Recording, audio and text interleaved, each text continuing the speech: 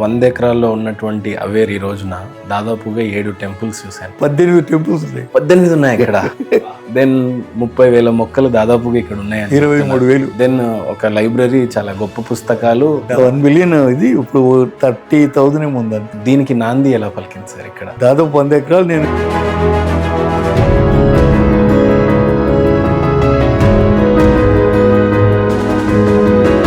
అప్పుడు ఇంకా నన్ను విమర్శించని వాళ్ళంటూ ప్రపంచంలో ఎవరు లేరు. ఎవరినో కొంటారు ఆ ల్యాండ్, బుద్ధి లేదు, ఆయన జమీందారు.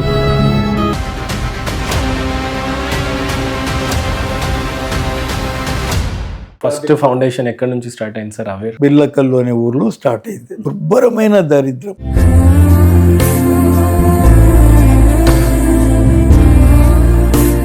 నేకెడ్ పావర్టీ ఎక్కడ కనపడదు. ఎలా సార్ వాళ్ళ ఫుడ్, తిండి? వాళ్ళు అడవులపై ఏదో జంతువుల కింద కొడుకొని అదే తింటారు. చెట్లకి పురుగులు గిరుగులు తీసుకొచ్చి రోస్ట్ చేసి తింటారు. వాళ్ళని చూసి నేను షాక్ అయ్యాను. 1983లో గోదావరిలో ఫ్లడ్స్ వచ్చాయి. ఉదయం 3 గంటలు గట్టిగా అరుస్తున్నారు, ఏడుస్తున్నారు. ఆ రోజు ఏమైందంటే పాప అడ్డంగా తిరగడం వల్ల ఆ అమ్మాయి చచ్చిపోయింది.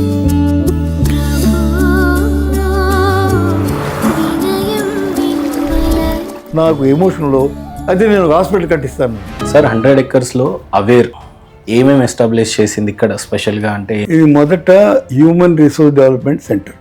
దాదాపు 40 దేశాల నుంచి ఇక్కడ వచ్చి ట్రైనింగ్ అయ్యింది.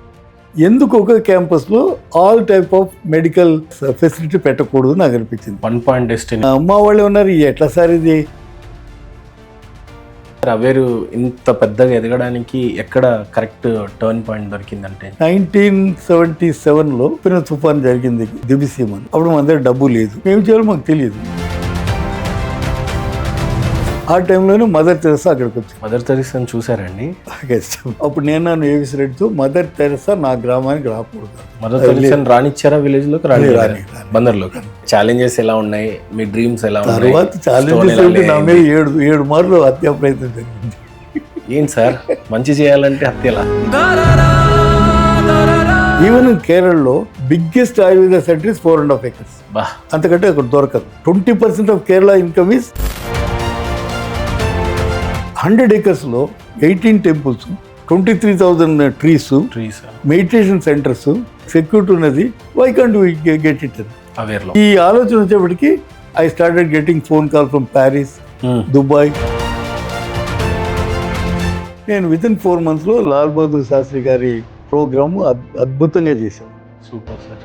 ఆయన చూసి who is this young man అన్నాడు. లాల్ బహదూర్ శాస్త్రి గారు.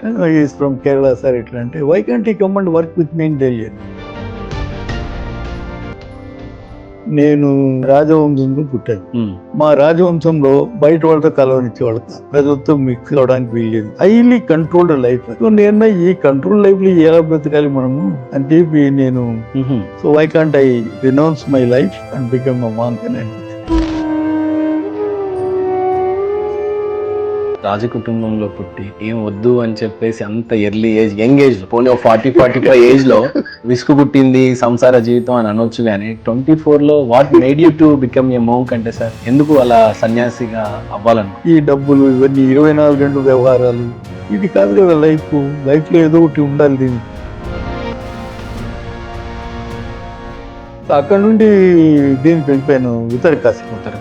అక్కడ దాదాపు 22 రోజులు నడిచి వెళ్ళాను. నేను భిక్షగాడిని కాబట్టి గ్రామాల్లో పోయింది. అన్నపూర్ణేశ్వరి భిక్షాంది అంటే అమ్మ మర్చిపోయాను, నాన్న మర్చిపోయాను, బంధువులు మర్చిపోయాను. ఒక రకంగా నిజం చెప్పి నేను గొప్ప చెప్పుకోవడం కాదు, కానీ ఒక స్పిరిచువల్ రివైలేషన్ నాలో వచ్చింది.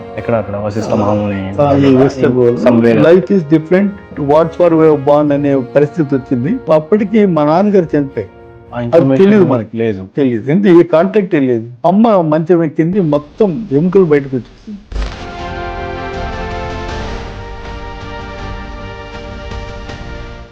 వచ్చి అమ్మ ఇట్లా పడిపోయింది. అమ్మ నా చేపెట్టుకొని ఏడుస్తూ ఉంది. నాకేం ఏడుపు రాలేదు.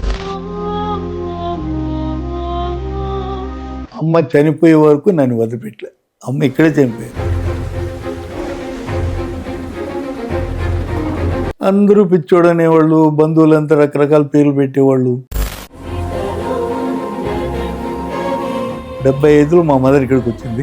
ఆ రోజు నుంచి చనిపోయే వరకు ఉదయం అమ్మ కాళ్ళు మొక్కండే నేను బయటికి రానే రాను.